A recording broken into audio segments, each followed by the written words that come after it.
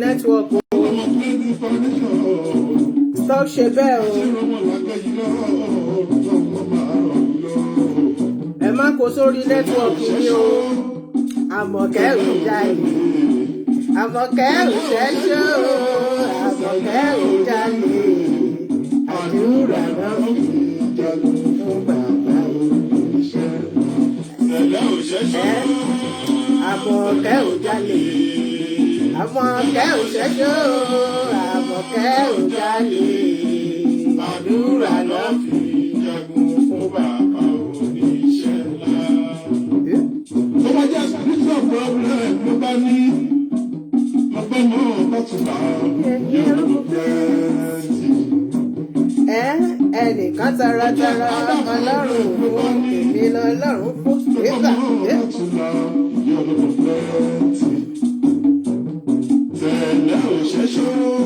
Àmọ̀kẹ́ ò jalè, Àmọ̀kẹ́ ò ṣẹ́ṣọ́, Àmọ̀kẹ́ ò jalè, àdúrà náà fún bàbá oníṣẹ́ ńlá.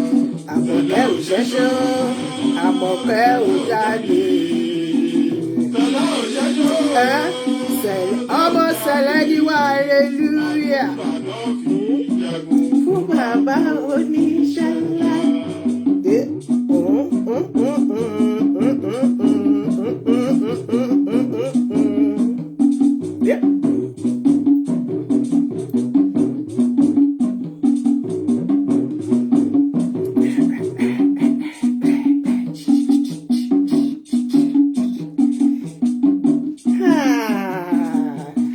Olórin mi ẹ ṣé ọmọ Aláàjì Òsénì Èjìrẹ́. ṣe ẹ kú ohùn mú kí gbogbo wa pé a kú dédé ìwòyí o ọ̀dẹ̀ òdùn bí èmi ọmọ yín kan ṣòyí náà ni o ọ̀rẹ́ yín àbúrò yín Sàwáwù dédé tí wàá bá ti wà lórí ètò ìbílẹ̀ báyìí mo máa ń lọ sílé ni èmi ni ọmọ yín ọ̀rẹ́ yín àbúrò yín Ọmọ́tádé ṣe ẹ fún Ṣayọ̀ Ọbátúlá láti ìdílé onígbàkúlé níṣẹ̀rí ọmọ ọlọ́fínmọ́lé èmi lọ́mọ irínwó ọ̀pá ẹgbẹ̀rún àjẹ́ ọmọ èpò wẹ́wẹ́ níta àkẹsàn kò ṣeé fọkọ́rọ kò ṣeé fàdárò tá àbárò àgbọ̀dọ̀ kúrò níbẹ̀ ọmọ ọlọ́run ìyàwó aṣáálẹ̀ doyè mo kí gbogbo yín wípé ẹ káàbọ̀ sórí ètò wa ètò yín ìtàṣẹ gbé kalẹ̀ tí kò tí ì ṣe kí ni kò tí ì ju ọ̀sẹ̀ kejì nìyí tó dẹ̀ yẹ pé ní àṣẹ Èdùmàrè kò ní kú sọ́nà bí èéfín ní agbára gbogbo ẹ̀yin tẹ́ ní pé kí n máa lọ ṣe ètò yìí kò ní kú sọ́nà bí èéfín nítorí pé ìdí kan pàtàkì la ṣe gbé ètò yìí kalẹ̀ ìdí tí a dẹ̀ fi gbé kalẹ̀ ní ètò ẹ̀tọ́ ọmọ Àwórì nílé lóko nírìn àjò kí a tó wọnú ọ̀rọ̀ lọ I've seen you ẹ káàbọ̀ sórí ètò mo ti rí yín mojúbà àkọ́dá mojúbà àṣẹ̀dá o mojúbà Elédùmarè ọgbàmùgbàmù ojú ọlọ́run ò ṣe gbámú ọba tó fi gbogbo ayé tó fi ṣe ìtìsẹ̀ ó wá fi òkè lọ́hùn ó wá fi ṣe ibùjókòó nítorí pé ó mọ̀ pé tóun bá wà pẹ̀lú sáàrin yín tráfíkì á pọ̀ Elédùmarè ló ń jẹ́ bẹ́ẹ̀ olódù ọmọ àrè ọba tó mọ̀ mí ọba tó mọ̀ mí ọba tó mọ̀rìn àjò mi nínú ilé ayé ọba tó mọ̀rìn àjò tẹ̀yìn náà bàbá mo kíra fún yín o mo gbóṣùbà fún yín mẹ́ta lọ́kan ìjìnlẹ̀ ìfẹ́ ẹ ṣé bàbá ẹ ṣá máa jẹ́ mi lọ nínú ayé mi mojúbà aládéládé mojúbà lóyèlóyè mojúbà ọmọdé mojúbà àgbà mojúbà ọkọ mojúbà àdá mojúbà tó kọ́kọ́ tẹ̀lé yìí dó mojúbà oyún inú mojúbà àṣẹ ìdí pẹ̀lú mo wá júbà gbogbo ìgbìmọ̀ Àwórì ló kàn ọmọ wa lè ṣe pátápátá láti orí bàbá àgbàlagbà títí dé àṣẹ ìdí tẹni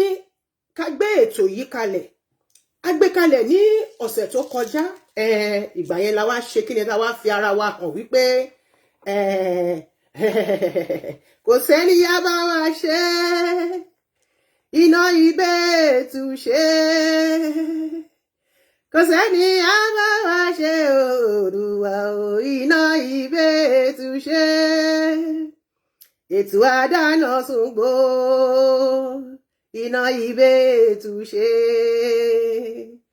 ètò àdáná Ṣàngó iná ìbẹ́ẹ̀tù ṣe kò sẹ́ni àbáwá ṣe Olúwa iná ìbẹ́ẹ̀tù ṣe o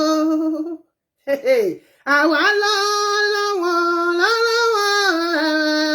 lónílẹ̀ o ọmọ Àwórì lílé lóko lè yí odi àwa lọ́wọ́ àwa lónílẹ̀ o àwa lónílẹ̀ tí bàbá wa ní ẹ̀sìn máa bá wa ṣàbójútó àwa lọ́wọ́ àwa lónílẹ̀ o ọmọ Àwórì ẹ jí gìrì ẹ ta gìrì yìí kú ilà àwa lọ́wọ́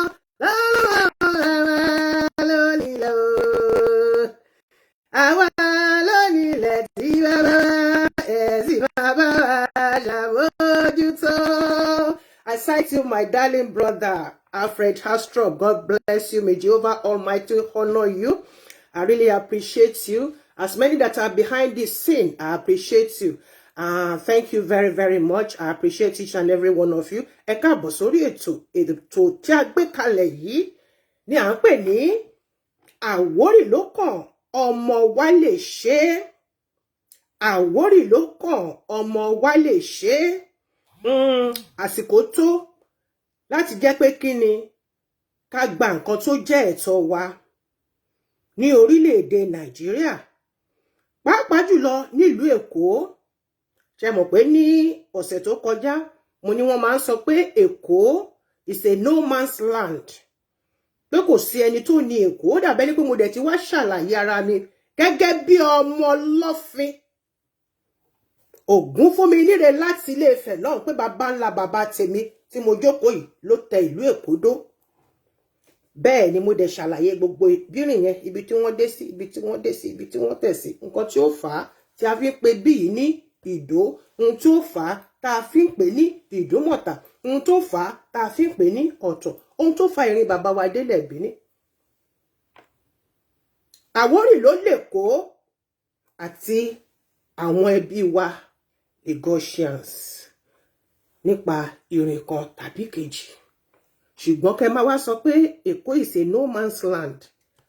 Àwọn ọmọ Àwórì àti jígìrì àti tagìrì àti sọ wípé Àwórì ló kàn, ọmọ wa lè ṣe é. Ibi tó bá wù yín ní kẹ́ ẹ gbé gbà lọ. Ẹ káàbọ̀ ìyá mi, ẹ̀yin náà ni mo ti ń ro ẹnu dúró dè. Ọlọ́run á máa bá mi pọ́n yín lé ní àṣẹ Ìdùmarè. Ẹ ní dánìkan ṣayé yín ìyá mi, ẹ ní dánìkan ṣayé yín o. Gbogbo bí tí ẹ bá dé báyìí ẹ máa máa rà àánú gbà, ẹ máa máa ríre gbà ní lónìí ọjọ́ àánú. Mi ò sọ lọ́rọ̀, mo ń pa láṣẹ ni mo ní kẹ́ máa lọ rí àánú gbà. Mo ní ẹ ní dánìkan ṣayé. Gbogbo ohun tó mí àti ohun tí ò mí nínú ilé ayé yín, afẹ́fẹ́ àlàáfíà Olúwa fẹ́ lù, àṣẹ ni wà wà wà. Káwa ti mí wúrere wẹ Àwórì ilé mi wà, Àwórì mi wúre là. Ọ̀pọ̀ wa máa ṣàdúrà, máa ṣàdúrà. Àwórì mi wúre ìgbé àbá wúre tó àfọ̀ tẹ̀tẹ̀ wà wà wà. Ẹni ó ń pògèdè ó ń pọ̀fọ̀. Èdè abínibí mi ni mo sọ yẹn. Kí là ń pè ní wà? Nígbà tí Kristẹni tó bá máa gbàdúrà, ẹ bá ní in the name of the Father, of the Son, Holy Ghost fire. Holy Ghost fire. Ohun tẹ̀ ní òun náà lè ní ṣe sọ pé wà wà wà, àṣẹ ni, torí pé kí ni àṣẹ lọ̀rọ̀. Ìyá mi ojú òní tì yín, inú yín máa dùn ní gbogbo ìgbà. Ẹ̀yin ẹ̀gbọ́n mi tẹ́ fẹ́ wá bá mi ṣe ètò lálẹ́ yìí, mi ò tí ì rófìrí yín, ẹ má dúró sẹ́yìn jígí o, ẹ jáde wá síta kí n lè mọ̀ pé ti wà ńbẹ̀. Nígbà tẹ́ bá dúró sí ẹ̀yìn jígí mi ò lè mọ̀ pé ti wà ńbẹ̀. Ẹ tẹ kíní tẹ́ ń wò yẹn, ẹ tẹ dáadáa kó lè gbójú yín jáde. Bẹ́ẹ̀ dúró sẹ́yìn jígí, màá ṣe èyí tí Ọlọ́run bá rán mi, màá kúrò níbí. Torí pé ẹ mọ̀ wípé I'm a very busy person. I'm a very, very busy person. Kì í pé bóyá mò ń brag. Bẹ́ẹ̀ ni, wọ́n nídìí iṣẹ́ ẹni láti mọ̀ ni lọ́lẹ̀.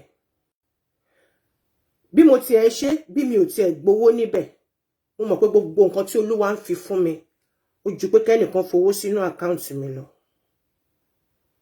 I'm into foundation, you know. You do things, you do empowerment and things like that. Ṣé tó bá empower wa tó ní kó mú owó wá ni. When you sow, I see it as a seed. Gbogbo tí mo bá ṣe fún Àwórì, mo ṣe fúnra mi ni, mo dẹ̀ ṣe fún àwọn ọmọ mi, ìran kẹẹ̀dọ́gbọ̀n mi tó ń bọ̀ lọ́la. Torí pé táwọn kan ti bẹ̀rẹ̀ sí ní sọ̀tọ̀ burúkú pé Èkó is a no man's land. Ikú wàhálà, àwa lọ́wọ́ àwa lónílẹ̀ o. Ọmọ Àgẹ̀dẹ̀gúdù, ẹ káàbọ̀ sórí ètò. Àwa lọ́wọ́ àwa lónílẹ̀ o. Àwa lónílẹ̀ tí bàbá wa ní ẹ̀sìn bàbá wa ṣàmójútó. Mo ṣẹ̀ṣẹ̀ rí yín sìn ni. Ẹ̀ṣẹ̀ rí pé nígbà tẹ́ jáde sìn mo rí ẹ̀yin ni mò ń rowọ́, mò ń ro ẹnu, mò ń ṣe gbogbo ẹ̀ pé kẹ́ lè jáde síta.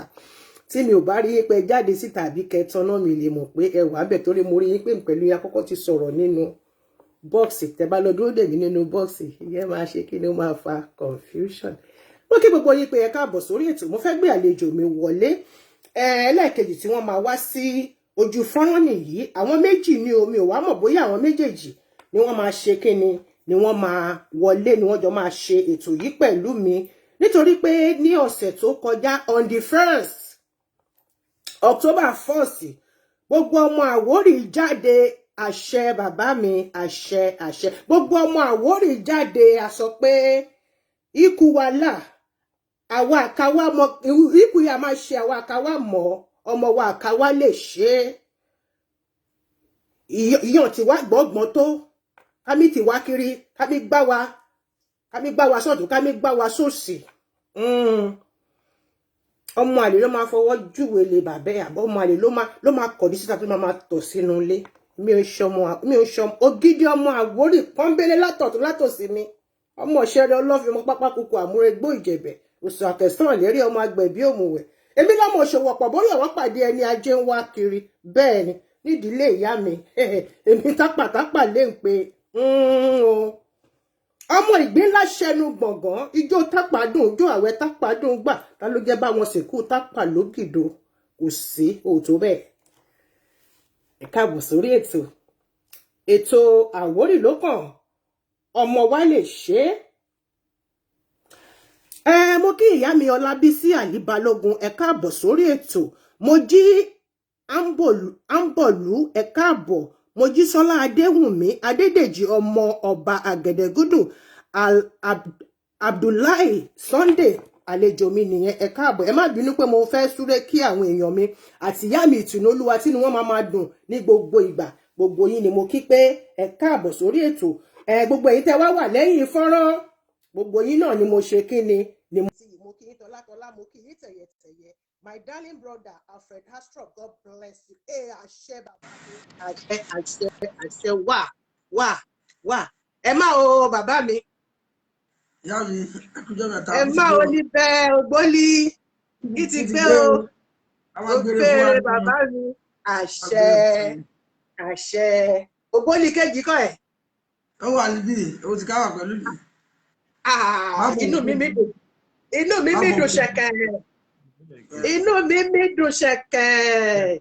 Èmi nìkan ọkùnrin méjì ní ìkórọ́ra àwọn bodyguard méjì ni mo kórọ́ra ẹni bá ṣe nọ́sẹ̀sì lórí kinní ìlálẹ̀ yìí àwọn bàbá mi wà lórí kinní ẹ má mọ̀ pé ọmọ Àwórì proper ni mí ṣe rí wọn wọ́n tún ṣe kí wọ́n dárò bọ̀ sí try it ẹ mọ̀ pé wọ́n nífẹ̀ẹ́ àbúrò wọn bàjẹ́ ẹ má o Ògbólí ẹ má o bàbá mi ọjọ́ kan pẹ̀lú àwa ló máa gbogbo yẹn. Àmì ṣe wẹ́rẹ́wẹ́rẹ́ àwọn ògo wẹ́rẹ́ ń kọ́ àtàwọn ẹ̀gbọ́n mi àwọn àbúrò mi ìyàwó dédélé kọ́ gbogbo wọn wà àkú iṣẹ́ ìlú ẹ máa fi Yorùbá ti ìgboro a máa fi lu díẹ̀díẹ̀ torí àwọn àlejò àwọn olóyìnbó náà ti wọlé o.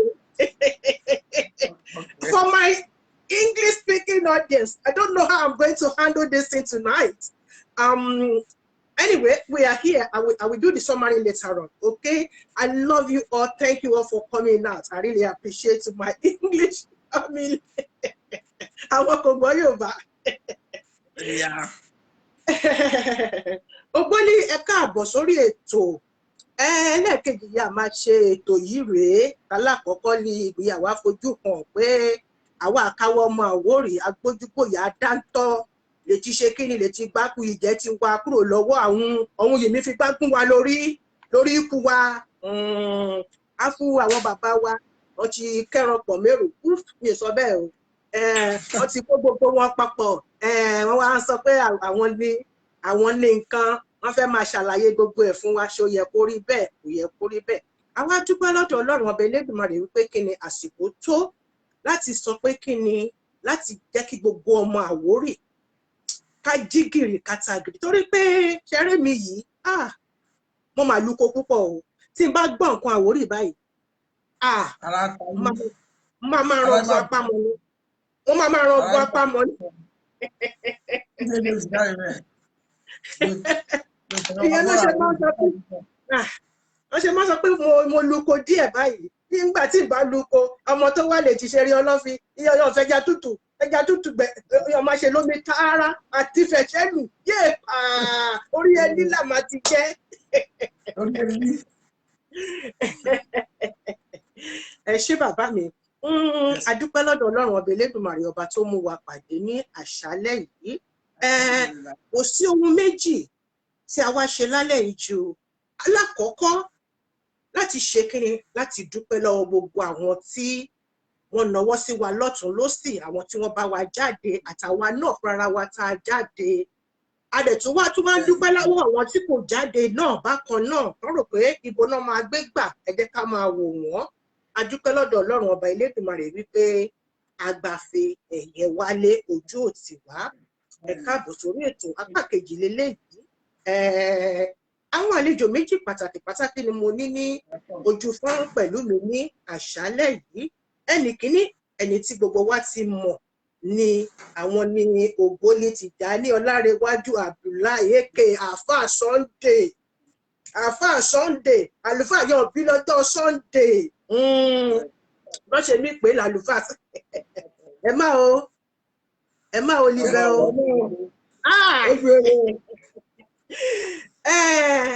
ẹni èkejì ya máa gbé wádìí máa sọ̀rọ̀ òun ni Alhaji mi Gani Sulaiman Ìdẹ̀ra tí bá ní kí n pé orúkọ yẹn Ìdẹ̀ra yẹn ní Mọ́tàlá ìlà máa ń pè bẹ́ẹ̀ ní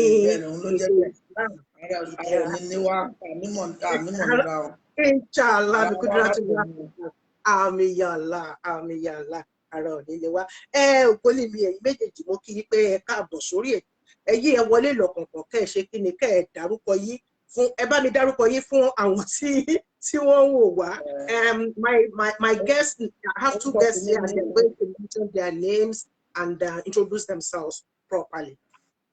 My name is Comrade Alhaji Sulaiman Gani aka Ìdẹ̀ra. I'm from Ejigbo and an indigene of Lagos State, precisely Ejigbo. Awori Lo Kan. Ọmọ wa lè ṣe bẹ́ẹ̀ ni Awori Lo Kan. Ọmọ wa lè ṣe àṣàṣeyọrí àṣeyege ọmọ wa lè ṣe ṣùgbọ́n bí ti sọ ni àná kọ́ ni àbí ìjẹta mo fún ọmọ wa lè ṣe ṣùgbọ́n ọ̀kà ló máa gbé débẹ̀ ìgbé àsìkò bá tó èmi àti ìyàtọ̀ máa wá padà wá àwa nọ́mbà ẹ̀bẹ̀ kan ti máa lọ gba ìwé pélébé yà mí pèlú voters card ṣùgbọ́n làṣálẹ́ yìí a máa dúpẹ́ ṣé ká sọ lóyìnbó kó kúkú yé gbogbo wa ṣé ká manage òyìnbó ṣé máa bá mi manage òyìnbó mi kékeré máa fi French díẹ̀ àbá yín fi French sí ẹ bá mi manage French yẹn náà bẹ́ẹ̀ ẹ bá mi translate French yẹn ló bá tán èdè ti papọ̀. Now, tonight, my name is Omotadeshe Efunshayo Obatula from Onigbakule Royal Family of Ishere Olofimole. I welcome you, my brothers. And the reason for your coming here tonight is to appreciate the people that came to the flag off of Awori Lo Kan on the 1st of October, which was last week. And it was a lovely gathering. We give glory to our Babalawa that they really supported us. We give glory to Olodumare. We thank God Almighty for the support and support of lots and lots and lots of people. Aku àṣeyọrí ìpéjọpọ̀ náà. Ibo la ti máa bẹ̀rẹ̀. Ó yá, ẹ bẹ̀rẹ̀ sí ní ṣàlàyé, ẹ bá wa dúpẹ́ lọ́wọ́ àwọn tí ẹ fẹ́ dúpẹ́ lọ́wọ́ wọn àti gbogbo ẹ̀. Torí ẹ̀yin lẹ lọ́rọ̀ púpọ̀ láti sọ lálẹ́ yìí. Mo ti sọ èyí tó pọ̀ nínú àfi nǹkan méjì mẹ́ta tí mo tún máa béèrè lọ́wọ́ yín. Ẹ ṣé bàbá mi. Awori Lo Kan. Ọmọ wa lè ṣe é. Awori Lo Kan. Awori Lo Kan. Lọ́wọ́ àwọn tí wọ́n support wa lọ́kùnrin lóbìnrin nígbà tá a kó wọn jáde, because it's just like pé a kó wọn jáde ní 1st of October 2021 ní Friday la ṣe ní ìlú Kọ̀tún ní Paradise, ojú pé ẹsẹ̀ pèlè síbẹ̀. Àwọn tó jẹ́ gbogbo ojúlówó ọmọlẹ̀ Àwórì pátá tí ó wá bẹ̀ tán dẹ̀ tún náwó sí wa, both kind and cash. We really appreciate them. May Almighty Allah reward them abundantly. Amen. Amen. Ní jẹ́ kó tún rẹ̀ wá, because eégún ti jáde wẹ́ ẹsẹ̀ yìí àti ṣáájú lójú eégún bákan bá dẹ̀ ti bẹ́ kò tún sí nǹkan kan mọ́ tí masquerade bá ti wọ ọjà nìyẹn àti kọ́ wọn jáde wọ́n ti dẹ̀ rí pé ta ní capable hands, a lot of them, there are many. Talk of prof ni o, talk of doctor ni, MS ni we have them tó bá ní gidi gan àtúndè máa yá wọn tó pé àlèṣe yẹn wọn àfẹ́ kán máa fi omi ọbẹ̀ kán máa fi kó wa lọ́bẹ̀ kéré kó wa ní búrẹ́dì jẹ kò sí irrespective of any field or profession name it ó wà nílẹ̀ Àwórì ó wà nílẹ̀ bó jẹ́ Ọ̀jọ́ ni o bó jẹ́ Èjìgbò ni o bó jẹ́ Sọ́lọ̀ ni o bó jẹ́ Gàn ni o bó jẹ́ Akẹ̀sán ni o kò síbi lè sí dégbèsà so Ọlọ́run ọba Elédùmarè a dúpẹ́ lọ́pọ̀lọpọ̀ àní jẹ́ kó rẹ̀ wá báyìí ọ̀sẹ̀ ìbẹ̀rẹ̀ kì í ṣe oníṣẹ́ àfẹni tó bá forí tì dọ̀kẹ́ a ti gbọ́ pé registration voters card ti bẹ̀rẹ̀ we need to mobilize we need to talk to our people you cannot be on the fence where tó bá ti jọ wọn go lè work you will not have your say this time around we want to have our say and have our way so Ọlọ́run Elédùmarè ilẹ̀ Àwórì ò ní bàjẹ́ orígun mẹ́rin àdé ò ní bàjẹ́ alálẹ̀ ìlú Àwórì á gbé wa àṣeyege láwọn àṣe the journey that we embark on this very project we have at hand Ọlọ́run á gbé wa délẹ̀ ìlérí láṣẹ Ọlọ́run come 2023 ẹni tá a fẹ́ kó débẹ̀ lọ́mọ wa òun ló máa débẹ̀ láṣẹ Ọlọ́run ó bẹ̀ ṣe máa rí nìyẹn àwa nífẹ̀ẹ́ ní kọ́kọ́ ṣàwátì stop it o Mr. Network agbára Ọlọ́run lé. Àmín. It's very very funny network ẹ jẹ́ kí network padà wá so that nǹkan tí mo fẹ́ bá wọn sọ wọ́n lè.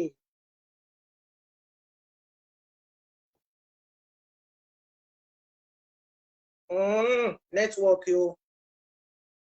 Network. Network it. Yes, I'm with you. Funny enough.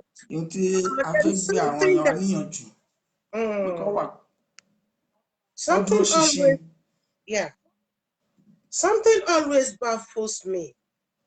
When they believe that we are worried. I'm not hearing you. Are you still with me? I'm with you, sir.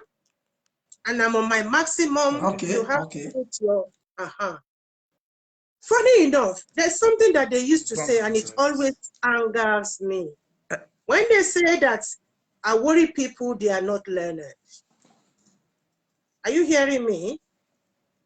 Speak louder. I'm not hearing you. Please speak louder. Wọ́n ní àwọn ọmọ Àwórì pé a kàwé pé a mọ̀wé kò sí ọpọlọ tá a lè fi ṣe nǹkan kan àfi tí àwọn bàbá sọ pé ká ṣe báyìí. Oh my days, the network is so beautiful tonight. I must not rant. Mi gbọ́dọ̀ fẹ́nu yìí sọ hàn bínú. I think it's where you are. Hello. The network problem is your area.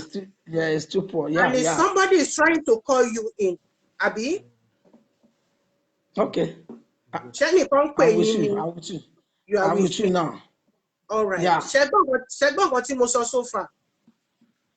Mi gbọ́, mo ṣẹ̀ṣẹ̀ gbọ́ sí ni. Wọ́n ní nǹkan tó ń bí mi nínú ni pé wọ́n sọ pé àwọn ọmọ Àwórì, we are not learned. We know nothing. Exactly, yeah.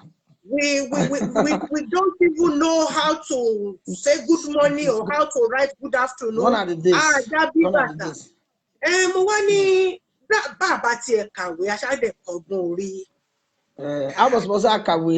Kábọ̀ torí a ní PH holders, we have nurses, we have doctors, we have engineers, we have them, name it. Ẹni tí ò bá jókòó bàbá ẹnìkan rí ló máa sọ pé ti bàbá òun ni. But nowadays, kò sí dáàni. Kò sí nǹkan tí kò sí nínú Àwórì mọ́. Yeah. And mo dẹ̀ fẹ́ bẹ̀ gbogbo àwọn bàbá mi. Torí ẹ máa sọ pé ọmọ Tádé ṣe tún dé mo máa dé náà nítorí pé kódé là á tàkòtó. Gbogbo ẹ̀yin bàbá mi ẹ má ṣojo. Ẹ má ṣojo nítorí pé kí ni. Ọmọ Akin ti ń ṣojo tẹ́lẹ̀. Ọmọ Akin ò gbọ́dọ̀ ṣojo ikú wa láà. Bẹ́ẹ̀ni àwọn ilé ẹ̀tọ́ wà ní. It's our birthright. Yeah. It's our birthright. How can you be saying that you will be the one to give us who is going to be representing us, and then the person will be accountable to you? It's so very, very funny. And I'm really, really begging my fathers. I will not mention the title, but àwọn tí mo fẹ́ dárúkọ àti lọ́tún àti lósì. Even now they are with us. All of them they are with us. Because nǹkan tí mo rí ó jẹ́ pé nǹkan tó ṣòmí lójú pé ẹ̀yin bàbá yìí pẹ̀lú ibi tí àwa tá a jẹ́ ọmọ yín tá a ti ń tiraka ṣó yẹ kó jẹ́ pé àwọn ni wọ́n máa fà sẹ́yìn. Nítòótọ́ gbogbo wa náà la mọ bí politics ṣe rí. Ṣé ń gbọ́ mi? Mo gbọ́ yín mà. Gbogbo wa la mọ bí politics ṣe rí. African politics can be so deadly, can be so dangerous. Politics lọ́dọ̀ wa ń bì báyìí. À á sọ̀rọ̀ oníkálùkù á sọ ẹ̀dùn ọkọ̀ oníkálùkù á sọ ẹ̀tọ́ ọkọ̀ ẹ̀kọ́ tó fẹ́ fún àwọn community ẹ̀. Ìkọ́ tó fẹ́ fún community ẹ̀ wàá sọ bí mo ṣe fẹ́ nìyí. Bẹ́ẹ̀ lè bá mi sọ pé báyìí ni mo ṣe gbọ́dọ̀ tọ́jú àwọn tèmi. Bí mo ṣe fẹ́ ni. A dẹ̀ máa dá sílẹ̀ a máa tún ṣà. Nígbà tá a bá ti kúrò lọ́wọ́ lójú sọ́ńbẹ̀.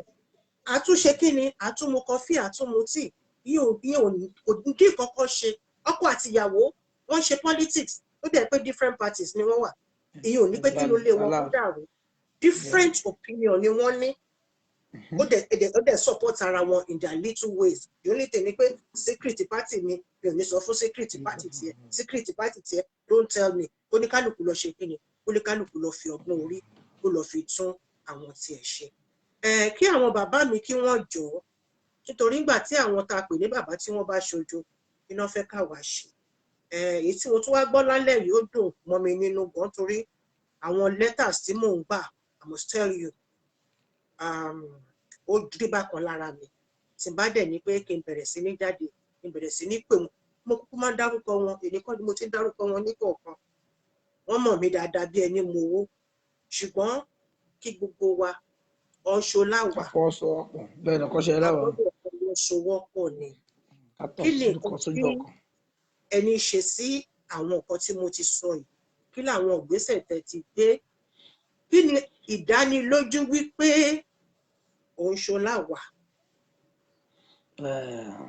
Olótù ṣe mo dúpẹ́. I said one thing pé they are with us we don't need to mention names. This is Nigeria. This is politics. Ó ní àwọn àgbàlagbà ló máa ń sọ pé bó rínú mi bó rọ́kàn mi dẹ̀mọ́ ni wà. So but a mọ̀ pé níwájú Ọlọ́run ọba àti Elédùmarè àwọn náà ń fẹ́ changes for the past 6 years ní ọmọ wa ti embark lórí project tó ti ń create awareness. Yeah, I know him. So only foundations. I follow him. So because he started with a foundation, I know him very well.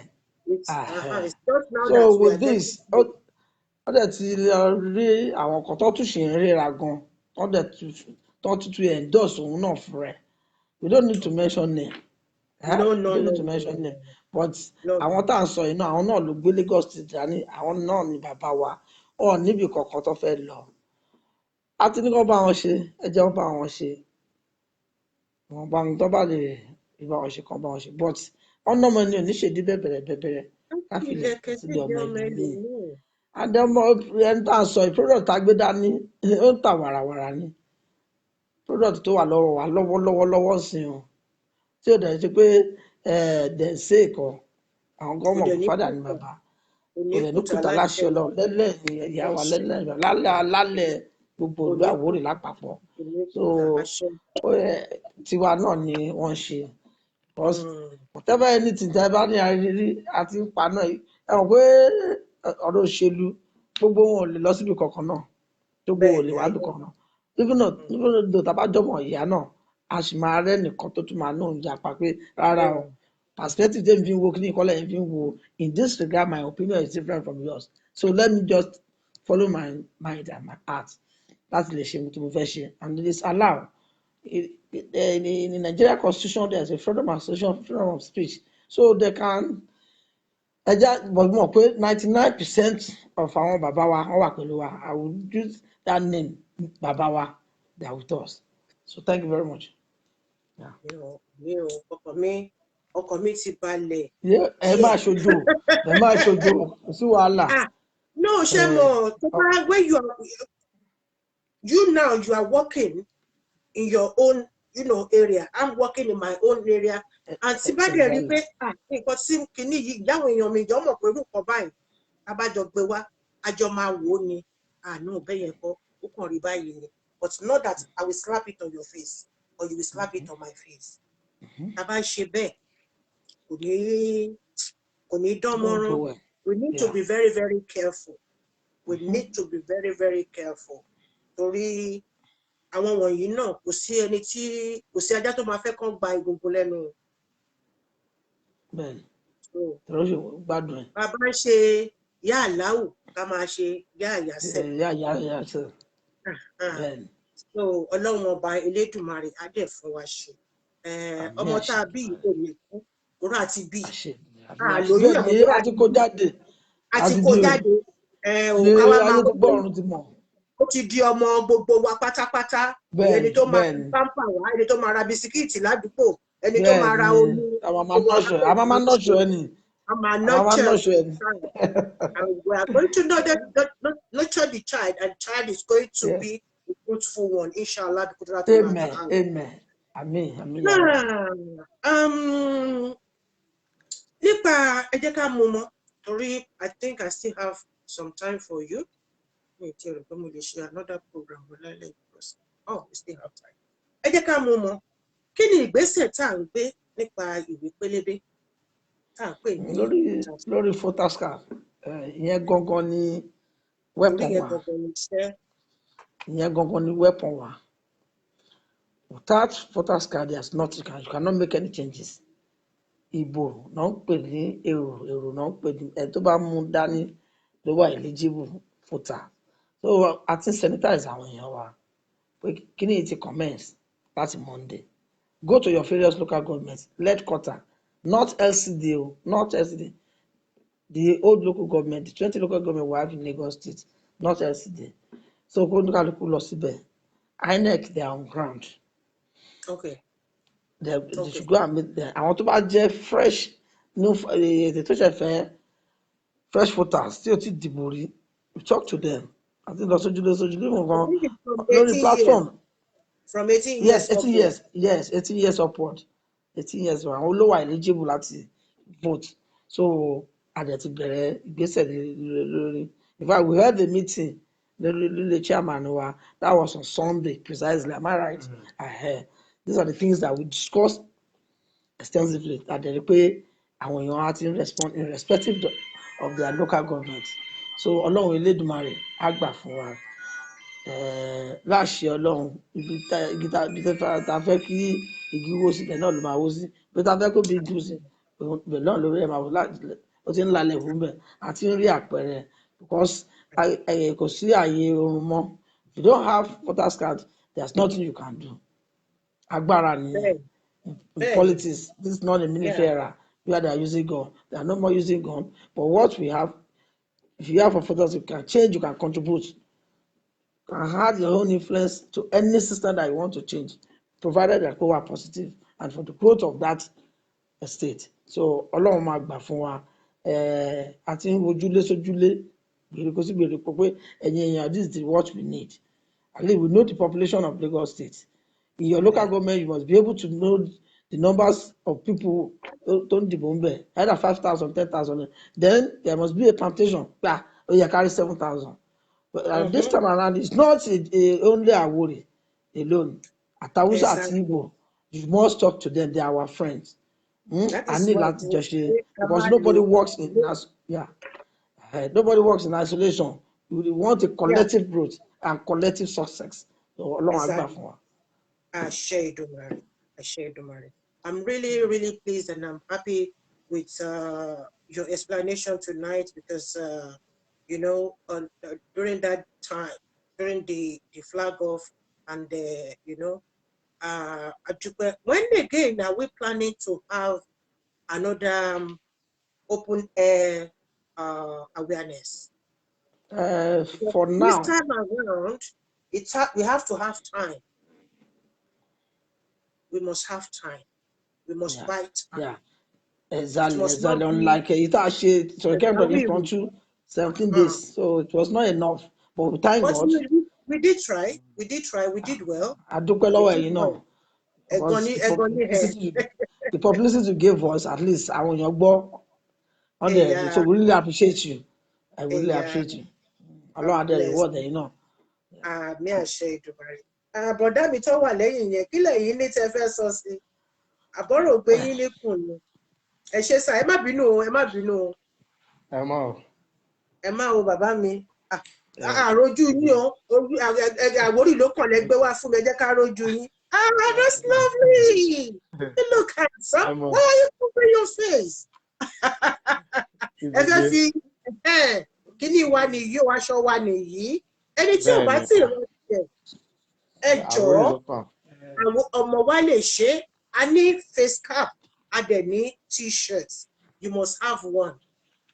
At least you buy for your girlfriend, then you buy for girlfriend, then you buy for your husband, and then you buy for buy for your own. Then you buy for the Buy for yourself. You buy for the mo polówó ọjà ni àkòyé ẹja sí gbogbo nǹkan tí mo ṣe yẹn mo polówó ọjà ni mo bóyá kò ń tọ mo polówó ọjà ni. Yes, ma'am. So please, as an Awori, you must have one at least. You must have one, so that when we are going out, we all look, unique, and can portray the love that we have for ourselves. Please, we have them in 2 colors, I think. 2 colors. Yes. Yeah. This one and another color. So this one is for planning committee. Planning committee we have our own color. This lemon is for planning committee. The other color is for general. It's for general. So exactly. Yes. How much is the t-shirt? I think it's the same price. 2,000. It's 2,000. And the face cap? Face cap 1,300. 1,003. 300. You, because it's an historical something. You must have one. To get paid. Ṣẹ́rí nǹkan táwọn òyìnbó tó ṣe máa ń ṣe kíní jù wá lọ yẹn, irú nǹkan báyìí wọ́n lè ra méjì. Ara ì tó máa wọ̀ yẹn, àwa nìkan, àwa lọ gbé síbì kan, àwa lẹ táàgì mọ́ àgbé síbẹ̀, pé nígbà tí a kò lè gbé sínú special nylon tó máa wà ń bẹ̀, àwa máa pass it from generation to generation. Nígbà tí kíní yìí bẹ̀rẹ̀ ní ọjọ́ báyìí, ní nǹkan báyìí, ní nǹkan báyìí, ẹni tó bá pass ẹ̀ sí yẹn, nígbà tí yẹn náà bá fẹ́ ṣíwọ́ ṣe yẹn náà tún kọ nóòtì sí ẹ̀ náà. Nǹkan tó yìnbó ń ṣe nìyẹn. Nǹkan tó yìnbó ń ṣe nìyẹn. Mo fi ń dàbẹ́ ní pé òyìnbó ò gbọ́n jù wá lọ. Ọ̀sẹ̀ ní èjì rẹ ti sọ, ó ní àfọwọ́sowọ́ ní white ní òyìnbó ò gbọ́n jù wá lọ. Tá a bá lo ọgbọ́n wa, look at àwọn ọmọ wa tó yẹ pé wọ́n á mú pépà wọn ṣe, wọ́n á mú agolo wọn ṣe. Àwọn òyìnbó wá sí Nàìjíríà, wọ́n wá kó àwọn ọmọ wa, wọ́n wá kó wọn. Àwọn bàbá wa dẹ̀ wá ń bẹ̀, ẹ̀dẹ̀ ń jẹ́ kí gbogbo kíní yìí kó wéèsì dànù pẹ̀lú àwọn ọmọ yìí. Nǹkan táwọn òyìnbó ń ṣe nìyẹn. Àwórì ló kàn yìí, mo fẹ́ rọ̀ wá, mo fẹ́ bẹ̀ wá. Ẹ jẹ́ ká dìímú, ẹ jẹ́ ká ṣe lókùnkúndùn. Ẹnì kankan nínú wa ní kú sọ́nà bí èéfín. Nígbà tí àsìkò náà bá tó, àsìkò yìí, àsìkò ẹyẹ, gbogbo wa, a máa má rẹ́rìn ní ṣẹ̀kẹ̀. Ẹ̀rín lá máa rí ṣẹ̀kẹ̀, a máa má jó dàgínní yòdò, a máa má jó dàgínní yòdò. Ó ṣe máa rí nìyẹn láṣẹ Èdùmàrè. What do you have to contribute to what we've been saying so far, sir?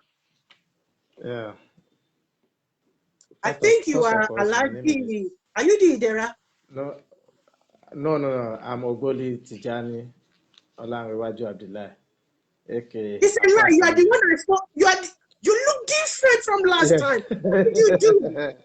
What did you do? Because I'm a native, that's why. Okay. And me not just in my war next time, you will not recognize me. No problem. This in my war next time, me ni mura yellow day. No problem. I'm so where is your guy? Oh, you look younger like this. Yeah. Yeah, you look Yeah, thank younger. you. In this, you look Baba in native. That's it. Yeah, Yeah. God bless you. Okay, Thank you. so your Yeah. contribution, sir. Yeah, my own contribution, just to thank everybody for your morally support, financially, your prayer, everything, whatever. Yeah, may Allah subhanahu wa ta'ala reward every one of us.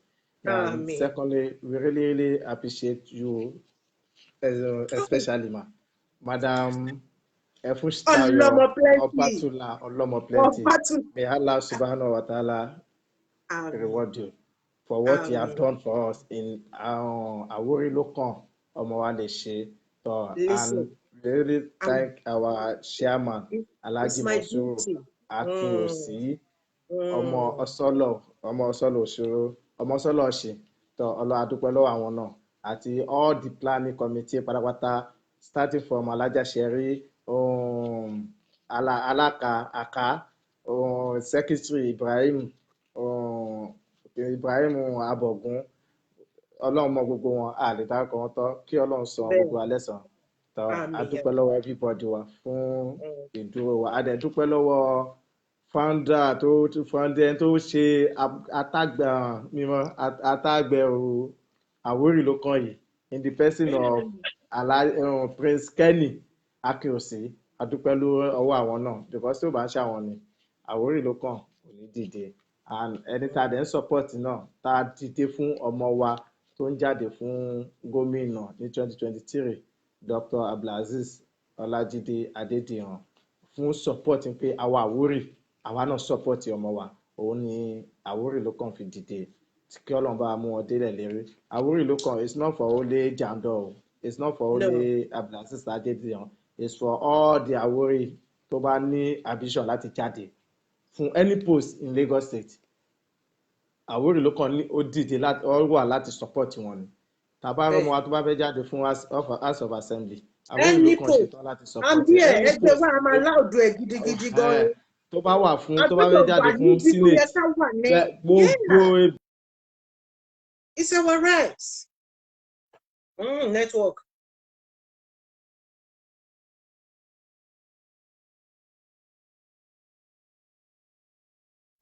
Network. Ẹ má pè sí orí aago wọn. Ẹ jẹ́ kó parí ètò tí wọ́n ń ṣe kẹ́ tó pè é. If you want to call, you can call me. Don't call him. You can call me if you have a message for him. You can call me on yeah. +32488259707. Please stop calling him because we are using that telephone. The more you call him, the more the wave cuts off. If you have something, let me go Yeah. there. If you have, I'm on Then WhatsApp. If you have okay something ma to say or you have a message to pass, you can join me. Okay, there is no message here for you anyway. There is no message here for you. Okay. I really appreciate each and every one of you, but you know, my mission is more than what anybody can think of. Bí ẹni pé kí gbogbo kíni kó ti ṣẹlẹ̀ ni. Ìtorí ẹ̀ mo ti fi títí tí gbogbo kíni tó máa tán. Anybody can come to my platform if you have something. If you have any information that you want to pass to public, if you want me to do it on a form of jingle, if you want, iṣẹ́ bàbá mi ni mò ń ṣe. Mo dẹ̀ ń pọn mi sílẹ̀ fáwọn ọmọ mi tó ń bọ̀ lọ́la. Torí gbogbo àwọn ọmọ tá à ń bí sí kìíní ìtàwọn ọmọ náà wà ní bíbá yìí. They must have something. They must have something to fall on when they go back home. So, àwọn sisters mi náà, I want them to come out, to come and wọ́n wá bá wọn sisters wa náà sọ̀rọ̀.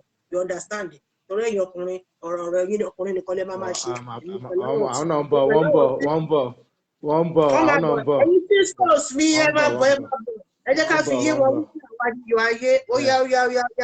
God bless you. I really appreciate both of you this evening. And if you still have any other things to say, the floor is all yours. My book 1 hour, so you still have time. If you have something to say, please do go ahead. I don't have much anymore again to say.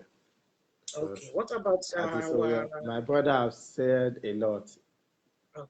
but we really thank every one of us in Awori Lo Kan. Mm. Yeah. Ẹ ṣé, a So, dúpẹ́ mà. when is the next time that I should leave the zone? Is it going to be on Wednesdays? Because you have to pick a date for Awori Lo Kan. We'll get back to you about that.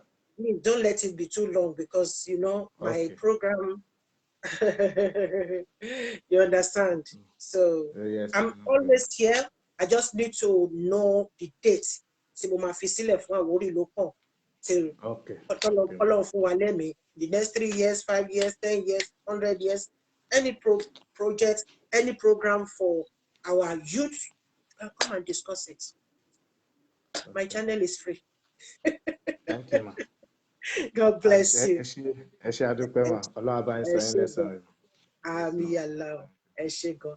Aláàjì mi, Wọ́n ti mo lọ. dúpẹ́ lọ́wọ́ yín o, ẹ ṣé o, Máa jíṣẹ́ fún ẹ wọn. ṣé tẹ wá bá ọmọ kékeré yìí sọ̀rọ̀ o, aláṣẹ pẹ́pẹ́pẹ́, àmọ́ra face to face very soon. Inshallah biqudratullahi ta'ala láṣẹ Èdùmàrè, ọlá Jésù Kristi, ọlá àwọn alálẹ̀, ọlá àwọn ìyá ìyá. Àbí o. You see that can be so funny. That is life. You have to take life. Life is very simple. A lè sọ sí pé bẹ́lẹ̀ gbà sọ pé òun gbà nǹkan kọta bá ṣe sílẹ̀ náà ni ó máa tẹ̀lé wa Ọlọ́run nípa wá báyìí. I'm so happy to have you on my platform. Thank you for joining. Ẹ má wọrí o, tẹ bá rí káńtà yẹn tí kò bá rí ìdí gan ṣe rí lẹ́yìn kìíní yẹn wọ́n sùn síbẹ̀ ó ti mọ́ mi lára. Network tó ti freeze. It is well. It is well. Yeah. Okay, ma. All right. Thanks a lot. God bless you.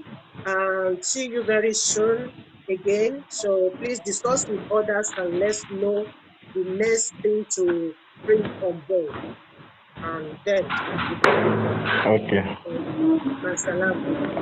Okay. Salam. Thank you, ma. Yes, ma.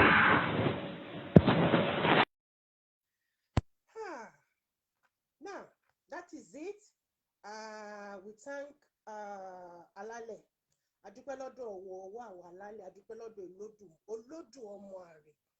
Adúpẹ́ lọ́wọ́ ládéládé, adúpẹ́ lọ́wọ́ lóyè àtọmọdé àtàgbà gbogbo yín pátápátá tí ẹ ṣe kíni tí ẹ bá wa gbárùkù ti Àwórì Lo Kan ọmọ wa lè ṣe é. Gbogbo wa lájọ lóyún ọmọ yìí o, gbogbo wa lájọ bí, gbogbo wa náà ládẹjọ máa tọ́. Gbogbo wa náà ni omi tórótóró ẹ̀ ló dẹ̀ máa ṣe kíni ló máa ta sí wa lẹ́nu nígbà tó bá dàgbà tó bá lọ síbi iṣẹ́ tó tẹmọ̀ tó bá dàgbà á lọ ṣiṣẹ́ wọn sọ pé owó tó bá kọ́kọ́ pa àwọn ẹbí náà máa pín àwọn bàbá mi wọ́n drive gbogbo iṣẹ́ tó bá kọ́kọ́ ṣe àwọn ẹbí ló máa pín so bí ọ̀rọ̀ Àwórì Lo Kan ó ṣe rí nìyẹn bó ṣe kàn mí gbọ̀ngbọ̀ngbọ̀n ló ṣe kàn ẹ́ gbọ̀ngbọ̀ngbọ̀n ikú wa là ibi tí wọ́n ti wá sí yìí ó ti tó gẹ́ẹ́. You can imagine kó má sí ọmọ Àwórì kankan tá a máa sọ pé ipò gbòógì ló dì mú ẹ̀tọ́ wa dẹ̀ ni wọ́n dẹ̀ fi ń dùn wá. Let's call a spade a spade. Téèyàn ò bá ṣubú kò lè dìde. That is me for you. I will not allow anybody to push me around. But people are ready to push you around if you can't stand on your feet. Bob Marley sọ pé get up, stand up for your rights. Ẹ̀tọ́ wa ni. Adúpẹ́ lọ́dọ̀ Ọlọ́run bíi Elédùmarè tó mú wa rí àyájọ́ tèmi.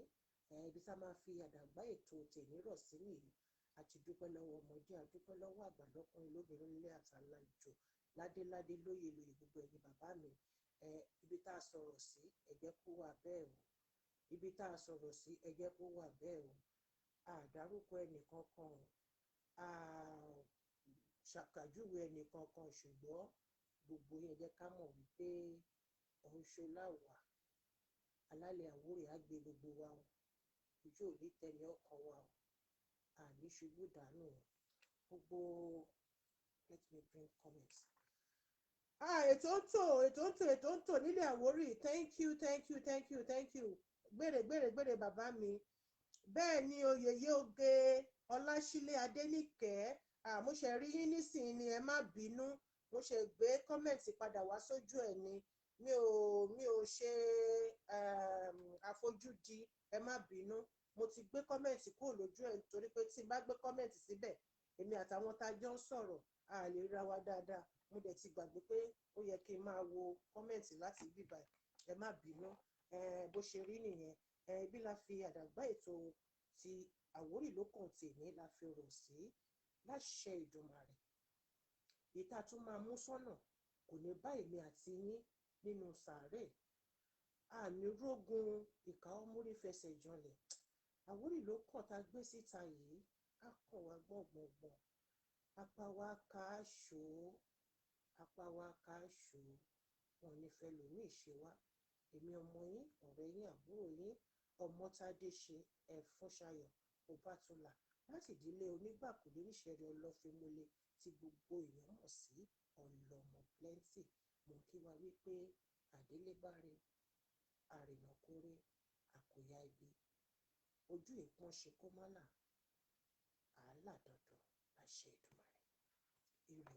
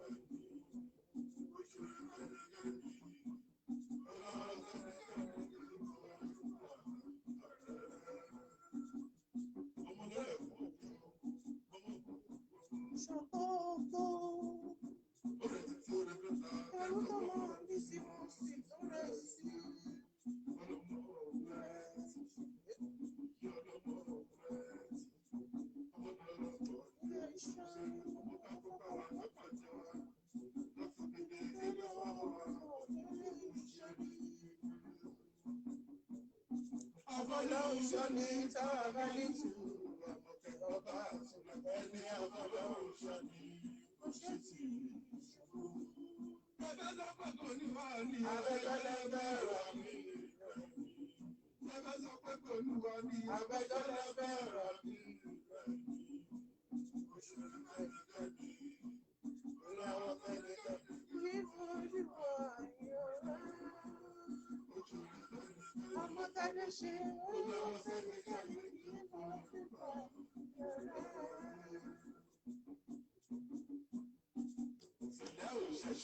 ẹ ṣé mo dúpẹ́ ẹ ṣé àtúnípàdé láyọ̀ àlàáfíà ire lójú owó rí lójú èmi àti ire lójú wa máa rí ní gbogbo ìgbà ẹ ṣé mo dúpẹ́ lọ́wọ́ yín pé a tún ní ìpàdé tòní ní ọ̀la láṣẹ Ìdùmarè a tún máa mú ètò wa ètò yín ibi tí a ṣe dé lánàá a máa mú padà wá sí. Bẹ́ẹ̀ ni our platform is open for positive contributions. God bless you my sweetheart. I love you deeply. Love you like yeah.